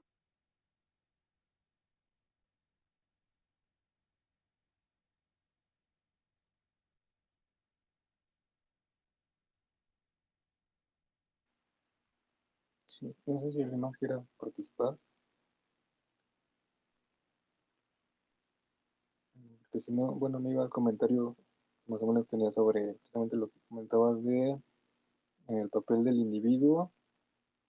Eh, híjole, a mí resulta, bueno, empiezo por Luma, así precisamente se ha malentendido esta perspectiva porque se entiende como, o sea, no necesariamente un principio que consideraríamos ontológico, que no considerar al individuo, sino que es un principio analítico, metodológico, ¿no? Lo que creo que a veces no se entiende, que se comprende cabalmente de esta perspectiva, y que pues tiene todo el sentido del mundo en el sentido de que pues agarras a una persona aislada y pues qué, ¿no? O sea ¿qué sale de allí, ¿no? Y haciendo incluso la historia individual, pues lo que sale es toda su repertorio de, no solamente de cómo influyen en él lo social, sino cómo él también es un agente de lo social, ¿no? O sea, como que sí es determinante, significativo lo que señala Máximo aquí, y que pues creo que sí coincide con varias perspectivas sociológicas que han propuesto esto. No sé si decir que de una forma más refinada, pero pues a lo mejor sí en otro contexto más actualizado, pero es completamente válido decir que no necesariamente el individuo es el primigenio de la sociología. ¿Qué otra cosa iba a comentar? Sí, hay también algo que creo que no hemos comentado mucho, pues el papel de los valores, el hecho de que este, ningún conocimiento, incluso por muy abstracto que sea, puede estar desvinculado de los valores, ¿no? Y creo que la perspectiva, pues es eminentemente pues, weberiana, ¿no? Pues, no sé si en algún momento lo llega a declarar Mage, pero conociendo su biografía sabemos que sí tuvo conocimiento de estas reflexiones de Max Weber sobre la, la interpretación en base a una sociología comprensiva, ¿no? Y es precisamente lo que ya sugería Weber, que creo que fue muy tardíamente comprendido este mismo argumento, vaya la redundancia de términos, pero fue en la sociología tardó mucho tiempo, o en algunas esferas o países, en comprender qué era la sociología comprensiva. Este, pero pues ya Weber nos está sugiriendo que o sea, no hay como de dos sopas, ¿no? Sino que tienes que avanzar, o sea, no hay ni una determinación completamente social del entorno, ni hay una autodefinición completa del individuo, aunque él lo manejaba más en el nivel de lo metodológico, en el sentido de que si tú haces una entrevista, por ejemplo, no puedes tomar al pie de la letra que se llama en análisis sociológico, ¿no? Sino que tienes que explorar más a fondo el motivo de por qué esa persona entrevistada te dijo eso, ¿no? Y ahí sí entran como otras cosas que a veces ni la misma persona entrevistada tiene plena referencia, ¿no? O no en la misma clave de análisis social, ¿no? Por ejemplo, ¿no? Y de ahí, por ejemplo, yo creo que todavía está muy en discusión y es polémico algunas posturas sociológicas que le quieren dar primacía al individuo, quizá un poco exagerando algunos argumentos, ¿no? O sea, también a mí me suena como conflictivo los que han llegado a proponer que todos somos sociólogos, ¿no? O de nosotros mismos porque tenemos esa capacidad de reflexividad y es como que, hijo de, pues no sé, ya de entrada desbarata qué concepción tengas de sociología, ¿no? Pero o sea, creo que va a ser un dilema que no vamos a estar resolviendo ahorita, ni en poco tiempo se va a resolver el papel del individuo. Y precisamente también hablando un poco de la perspectiva, un poco, que a mí me parece interesante, pero con una declaración de intenciones un poco exagerada de Bernard Lair, de hablar de una sociología pues, del individuo y de la psicología individual, como que me parece interesante, pero eso no tendría por qué hacer borrar todo lo que hay pues, de determinante, ¿no? El mes pasado o cuando fue en diciembre que entrevistábamos a René Llores, no habíamos tenido la oportunidad de leer por completo su libro, pero al final de su libro, el libro que presentó sobre Bourdieu, Llores nos decía, pues hay que perder el miedo a decir que la sociología explora determinaciones, ¿no? O sea, los filósofos todo el siglo XX nos dijeron es que son deterministas los sociólogos, ¿no? Y como que Llores dice, pues en cierto modo no hay que decir con miedo ni con vergüenza que exploramos determinaciones, porque en cierto modo lo hacemos, ¿no? Pero no de determinaciones totalitarias ni esencialistas, ¿no? Sino que son lo que caracteriza lo que el individuo no puede controlar y lo que el individuo no puede autodefinir, no puede crear realidad por sí mismo, sino que se hace en base a ciertas relaciones sociales, ¿no? Y que si algunos lo llaman determinaciones en un mal sentido, los sociólogos tendríamos que ver cómo es en el buen sentido, ¿no? No sé si me pueden escuchar porque mi aplicación se trabó y mi pantalla se quedó en negro, pero si alguien más quiere hablar, con mucho gusto.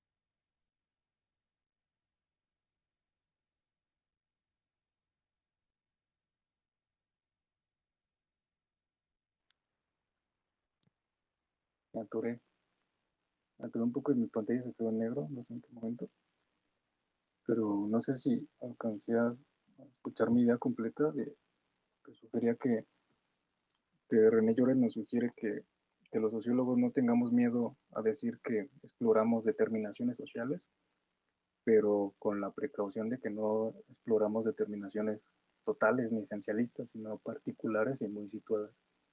No sé si alguien más quiere participar.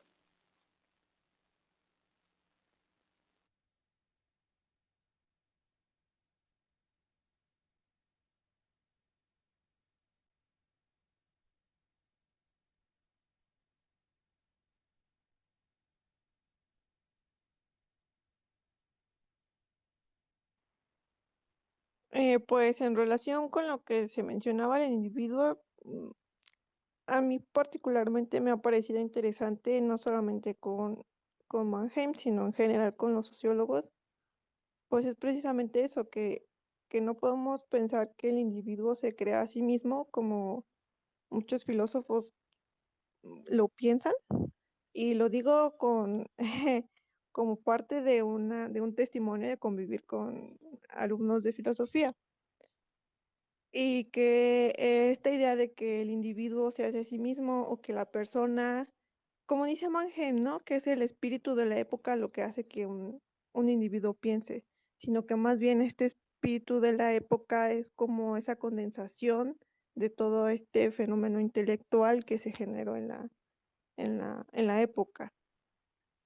Y bueno, pues yo recuerdo o sea, hablando un poco del humo, pues yo recuerdo que no es que el individuo no exista, sino que más bien es parte del sistema y no se puede pensar solito, porque pues tiene una función específica dentro de un lugar concreto. Y lo mismo es Lo mismo pasa en otras perspectivas sociológicas. El individuo, pues, es un sujeto, es un agente, eh, es un actor que siempre está en relación con otros, con formas de pensamiento, y pues es lo que nos dice Mannheim, ¿no? Y que les mencionaba al principio que yo sentía que era un poco parecido a lo que dice Alfred Schutz. No recuerdo qué texto era, pero tengo muy presente eso, de que cuando nosotros nacemos en el mundo, ya es un mundo dado, ya es un mundo que tiene formas de pensar, ya es un mundo que tiene formas de vida muy específicas, formas de transmitir el conocimiento, y nosotros pues tampoco, o sea, no es como que estemos y absorbamos como esponjas, ¿no? O sea, sí va a depender siempre de nuestro medio social, qué es lo que resulta importante para nosotros y cómo nos adaptamos a esas situaciones que se nos presentan. Y creo que eso es algo que Mannheim habla un poco, ¿no? O sea, toda esta crisis de pensamiento, pues que es lo que propició que los individuos, los intelectuales en concreto, pues dieran respuesta a lo que estaba sucediendo en el momento, en todas estas crisis. O sea, una vez que se pierde el monopolio de la iglesia, pues es cuando grupos van generando nuevas formas de pensamiento y es lo que se va a ir debatiendo, ¿no? Porque también algo que dice Mannheim y que creo que se menciona un poco en el prefacio es lo importante que es el pensamiento para la vida política. Y pues es algo que explica un poco Bourdieu en un texto, a su vez un ensayo sobre Max Weber, que es sobre el campo religioso y cómo pues en cierto modo la ideología eclesiástica pues era una forma de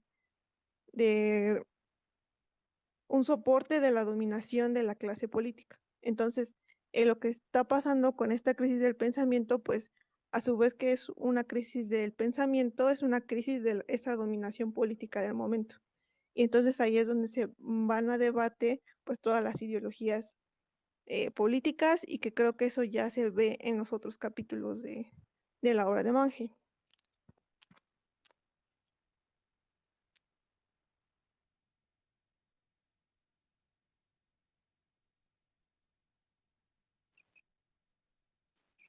No sé si alguien más quiere comentar algo, porque, bueno, estoy viendo el tiempo que llevamos.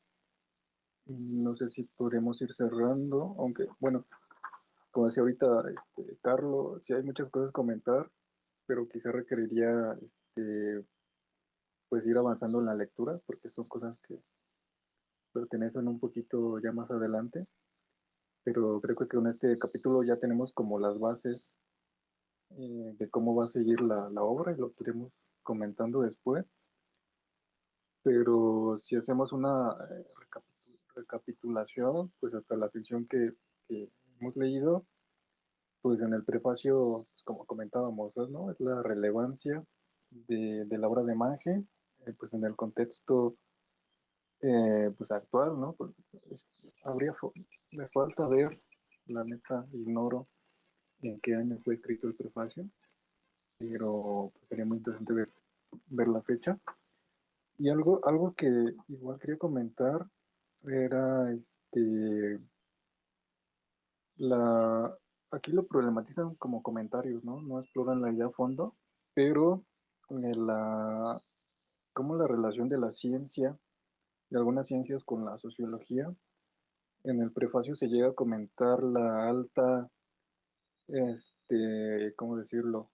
Profesionalización de la sociología que se está más o menos llevando a cabo para el tiempo que se está escribiendo, en el sentido de que la sociología ha acoplado valores científicos como lo medible, lo cuantificable, pero la gran tarea es que es como que se pregunta, ¿qué hacemos con todo lo que todavía no se puede medir?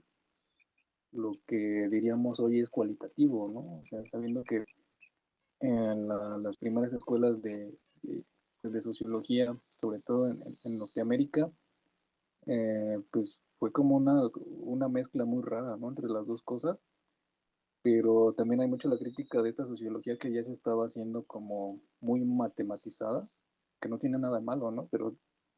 Pero dice dónde queda también lo inconmensurable, ¿no? Yo creo que Magen, como quien elaboró el prefacio, se pregunta que todavía hay muchas facetas de la vida, ¿cómo lo llaman aquí? Creo que en alguna parte lo llaman la vida interna, pero se refiere mucho al pensamiento pues, social, ¿no? Una dimensión de cuáles son los grupos que están definiendo los problemas hegemónicos y cuáles son los reales, ¿no? Porque señalan que hace falta explorar pues esa parte, ¿no? No solamente contarlo, no solamente cuantificarlo, sino ya dejan las bases de qué es explorar los sentidos que hay, que definen estos grupos sociales, ¿no? Que la filosofía no ha escuchado porque se ha basado en un modelo de individuo abstracto, que la historia más o menos ha ido explorando, pero aún falta reconstruir partes de la historia, que la psicología en un momento exploró esta vida de los grupos, pero critica un poco el mecanicismo, ¿no? Y el funcionalismo. No creo que por funcionalismo se refiere a los estadounidenses, pues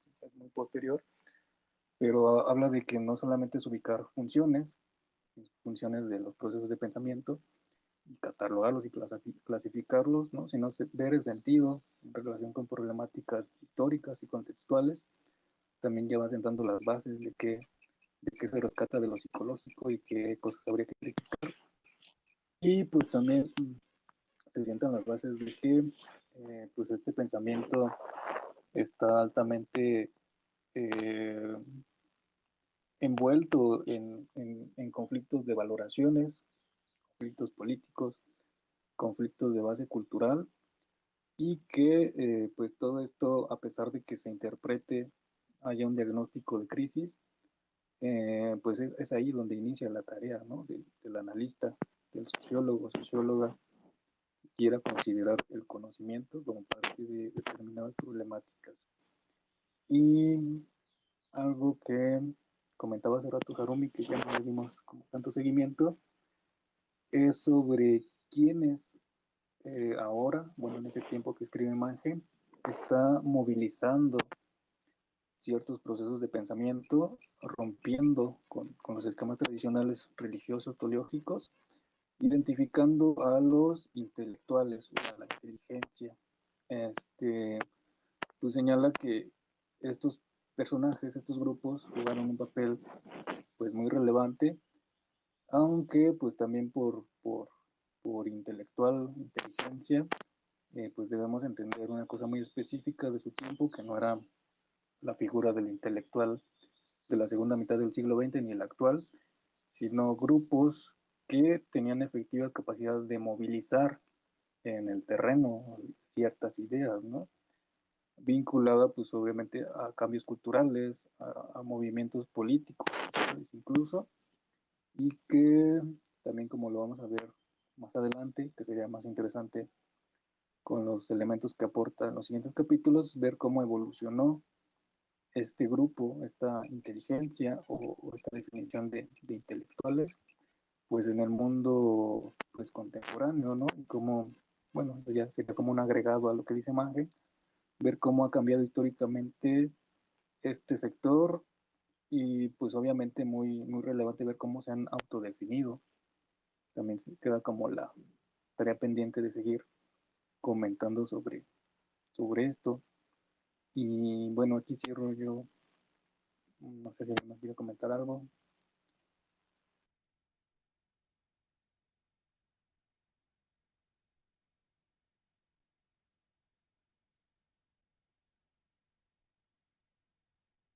Bueno, ya sea como comentario ya no. Ah, más bien pues a ver si la próxima sesión eh, se puede abordar el tema del sentido, porque como que sí me quedé, bueno, siento que se puede discutir más, justamente pues, por la relevancia que tiene actualmente.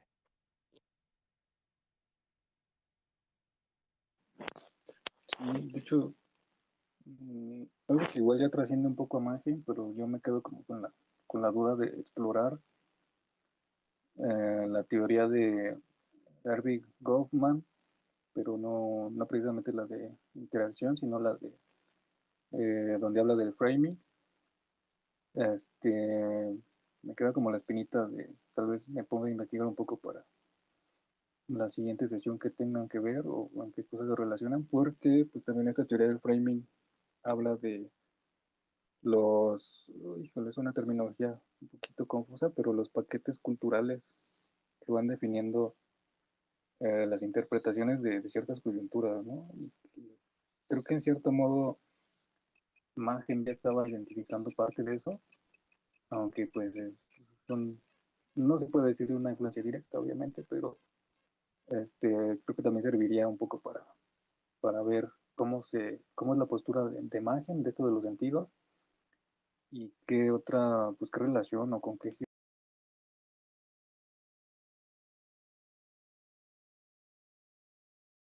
podemos ejemplificarlo.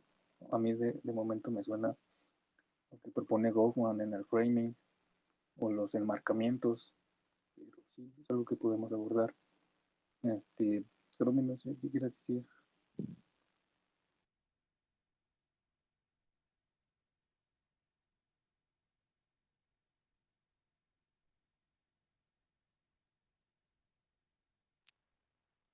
Pues a mí me hubiera gustado seguir hablando sobre el tema de los intelectuales, porque es justamente como que el, el tema que a mí más me interesa, porque justo para Mannheim y como mencionaba para Collins, pues no son como que individuos que se quedan en el ámbito académico, sino que sí hay un momento en el que, pues a través del acceso de la educación, pues se van conociendo todas estas ideas filosóficas y es lo que va a poner a debate eh, con esta crisis del pensamiento y esta cuestión de que se pierde el monopolio de la iglesia. Creo que haría falta ver como que otras perspectivas para completar lo que dice Mannheim, porque siento que él lo menciona, pero se queda ahí, ¿no? O sea, entiendo que es como una perspectiva metodológica, teórica, pero no nos da como que mayores ejemplos. Vaya, como, como aquellos historiadores o sociólogos que sí analizan casos concretos, como por ejemplo a los filósofos de la Ilustración, qué tan importante fue en ese momento la Revolución Francesa, todos esos movimientos políticos que ocurrieron en ese momento, en ese proceso de la modernidad, bueno, en ese cambio de societal, que es como que algo que menciona, o sea, como que Mannheim ya da por entendido que nosotros conocemos ese proceso y lo importante que en su momento fue el debate con los filósofos en Francia, porque creo que eso es lo que tiene presente Mannheim al momento de escribir este texto. Bueno, no solamente la ilustración, también pues todo el contexto de la Segunda Guerra Mundial, digo, la Primera Guerra Mundial y ya después la Segunda Guerra Mundial, que eso ya es como que algo que después retomará en su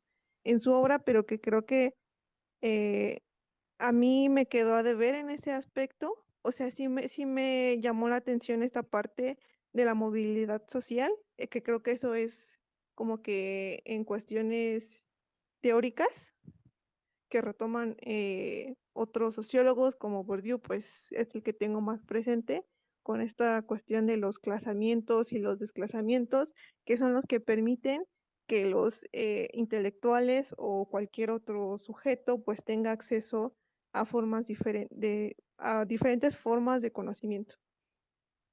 Y bueno, eso es como que lo que a mí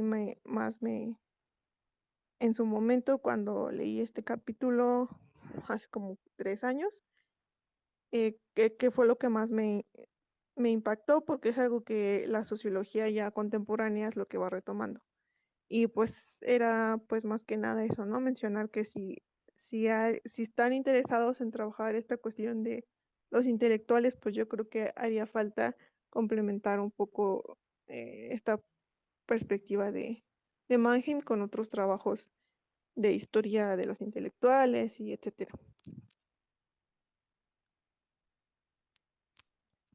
Y bueno, lo que restaba de la proyección para las sesiones es el último capítulo, bueno, la última parte del capítulo, que es sobre el, ¿cómo dice? El inconsciente colectivo. Sí, el control del inconsciente colectivo. No sé si pues quieren que le demos mucha atención a ese capítulo o leemos parte de ese capítulo porque es como un poco más metodológico y avancemos un poco con el segundo. Yo realmente pues estoy abierta a lo que digan, pero la planeación era que en febrero pues termináramos un capítulo y el otro mes otro capítulo, pero pues no sé cómo sugieren ustedes que avancemos con la lectura.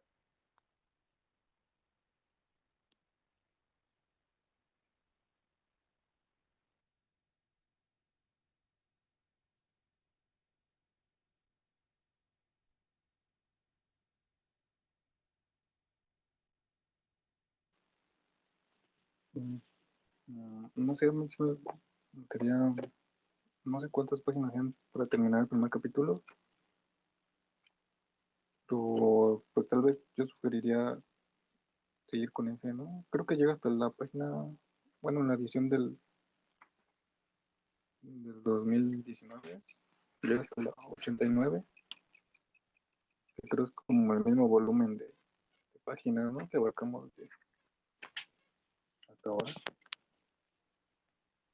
Sí, más o menos, y podríamos pues recuperar las críticas que hace al punto de vista epistemológico, psicológico y ya lo que es el punto de vista sociológico.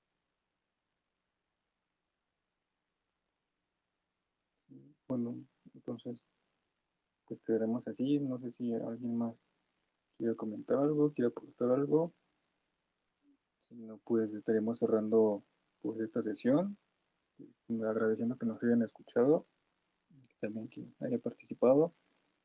Este, pues otra vez vuelvo a hacer mi comercial de que ya la semana que viene estaremos haciendo un live de la página en Facebook con el entrevistado que mencionábamos, que nos va a hablar de un libro que él tradujo, Capitalismo de Deuda, y quizá para hacerles como una invitación sugerente, pues este libro contempla algo de la interpretación sociológica.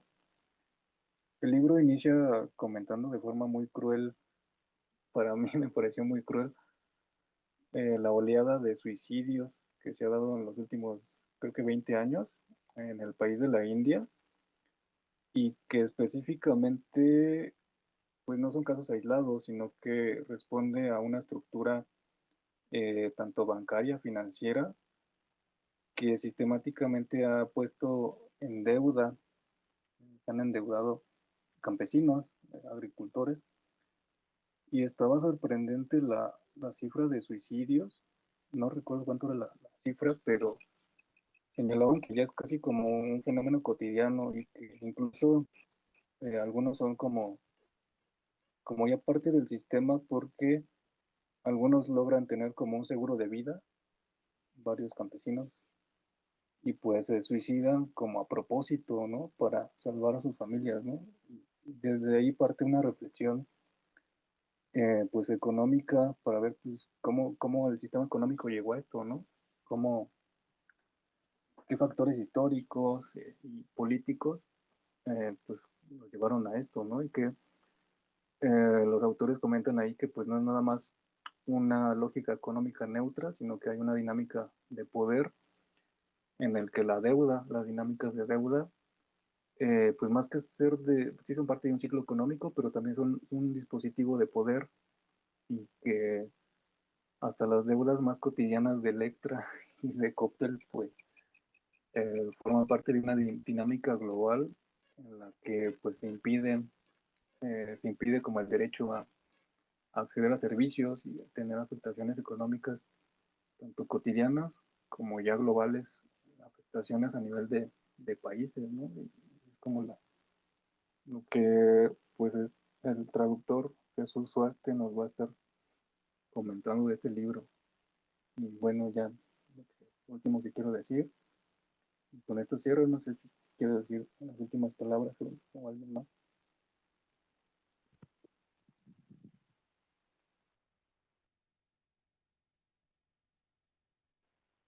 Pues agradecer a todos los que nos escucharon y pues espero que haya sido útil. A mí Mannheim me pareció un autor muy importante porque pues para la época dice cosas que los sociólogos fueron desarrollando después, o bueno, sociólogos contemporáneos. Y pues igual como dice Omar, a mí la narrativa de Mannheim me parece muy amigable y bastante intrigosa e interesante, a diferencia de otros sociólogos que son como muy abrumadores. Y pues nada, que nos vemos en 15 días. Bueno, nos escuchamos en 15 días, más bien.